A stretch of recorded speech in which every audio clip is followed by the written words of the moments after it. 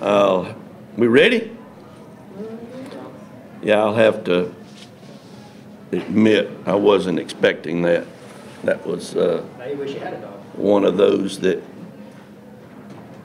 everything went our way and we took advantage of every opportunity that we got. The credit goes to the young men. We did a very good job of not falling in love with ourselves. When we got a lead, we kept trying to put more runs on the board, and that's a quality that is not always easy to teach. I'm seeing guys starting to do things that we know we have to do to be successful, and it's starting to get a little bit exciting. But we know how good Clemson is. We know this is the first time they've lost 2 games in a row all year. So we got to be ready to go tomorrow, because we know we're going to be seeing a bunch of very good baseball players coming out after us. The series isn't over, you just said it, but I mean, you knew and talked about kind of coming in how important this one was. To see the guys kind of realize that and rise to the occasion, just what's that meant to you? The leadership that I saw surface the last couple of days has been very rewarding. These guys have worked hard in the off season. We haven't exactly caught a lot of breaks, whether it's a starting right fielder getting hurt to losing a pitcher that we were really counting on, and that's somebody that's really you don't even know anything about, but he could pitch. This kid named Mullen or McMillan, whatever his name is. I know he had surgery about 3 months ago and will not be available at all this year. But anyway, he's a very good pitcher. We just have done a very good job of battling, and we know this. We know it's a long way to go. We can't fall in love with ourselves. There's a lot of baseball left to be played, and certainly an important ball game tomorrow. Yes, you can't fall in love with yourself, as you mentioned, but I think it's pretty safe to say a win like this helped build some confidence. How important is that going forward? You know, you're exactly right, but in baseball, you have to be one of those guys that understands how quickly this game can turn on you. It's just kind of hard to compare it to other sports, but it's a sport in which you can hit the daylights out of the ball 4 times and be 0 for 4. And the guy on the other team gets jammed twice and has a ball hit a pebble and bounce over the shortstop's head, and he's 3 for 4. It's an unfair game in many respects, but it's so much about life. You've got to be tough to throw things away and be ready to go the next day. We know that tomorrow is very important. The one tomorrow is very important. It's the most important one on our schedule because it's the next one.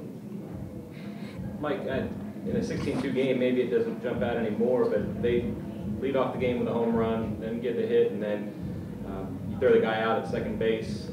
At the time, was that a pretty important play? That's a great question, and yes, because had that guy gotten to second base, there's nobody out, man on second. The first guy went, I call it barnyard, and hit barnyard, and all of a sudden, we're 1-0 down, man on second, nobody out. As it was, 1 run in, second hitter smoked it off the wall, but he's out at second. And our right fielder did an excellent job of finishing his throw and making a perfect throw to second to bail us out.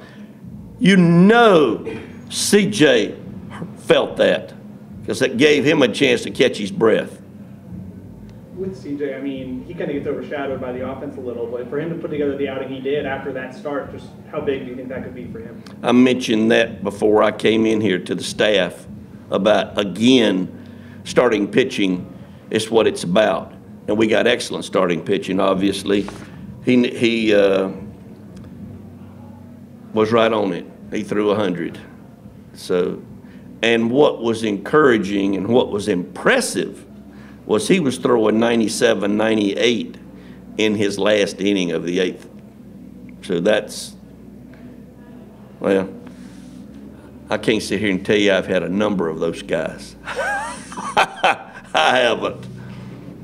Well, kind of expand on that. That's 3 straight games now. You've had a starter go pretty deep, and one gave you a chance, and 2 games you won. How much did it change the complexion of the game to get that kind of starting pitching? Let me just try to answer it this way. There's a lot of things in athletics that are contagious. And the fact that Connor Grady went out there and did what he did against Florida challenged our lefty. And Drew, we all know how he pitched last night. Well, CJ's now saying, okay, I got to keep my ball club in the game. And he goes out and throws 100 pitches, strikes out 4, gives up 4 hits to a very good offensive club. Very good. In fact, I think they were averaging over 6 runs a game when they came in here.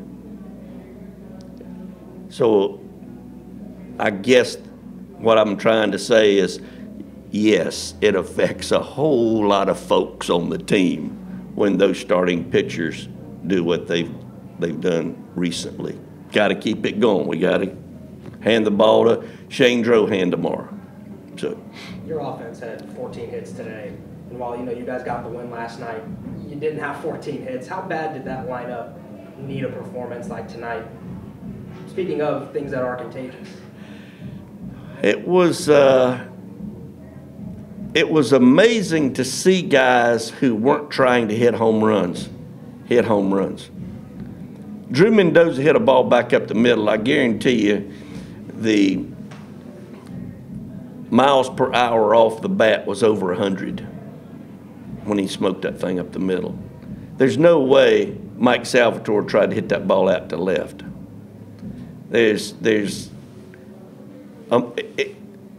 When you try to hit home runs, you don't hit home runs.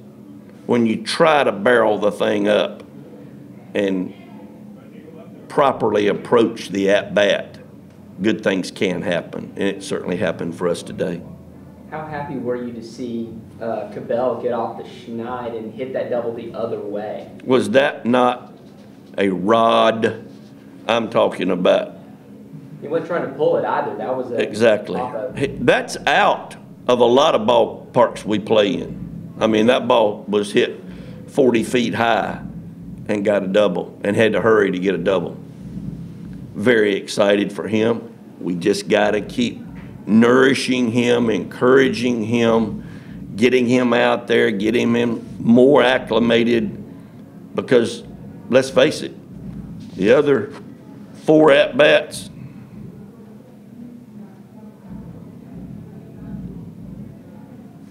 five at-bats. Did he walk once? Yes, sir. So he only hit 4 times and went 1 for 4. No, he got a sac fly. Yes, sir. How about that sac fly? Holy smoke. Didn't even go 200 feet and he got a sacrifice fly. That was good base running. Coach, speaking of guys who don't normally hit home runs, we're talking about J.C. Flowers again, hitting 2 home runs this game. How far has he come this season on the offensive side of the ball? Obviously inconsistent, but today's got 2. J.C. is a great competitor, and I think that's where his success comes from. He can't stand for somebody to beat him. And the pitchers have been beating him recently, making him chase. I don't want to say that he's not seeing the ball, but he's chasing a little bit more when things aren't going right. Now he's settling down and making the pitcher get him out. And as a result, he got a couple of pitches today that were in the right spots. He took advantage of them. Mike, do you think that what you guys have gone through will help keep you guys grounded after a couple of big wins? I mean, just. I really wish we had a game Tuesday. I hope so. I can't look you dead in the eye and say this is definitely going to be what we need. What we need is to go out and understand every single game we play is huge. We've taken that approach the last 2 games. Let's hope that we can take that approach tomorrow. Do you have a timetable on Reese Albert? Thursday, in Virginia, we'll know. Anything else for Coach?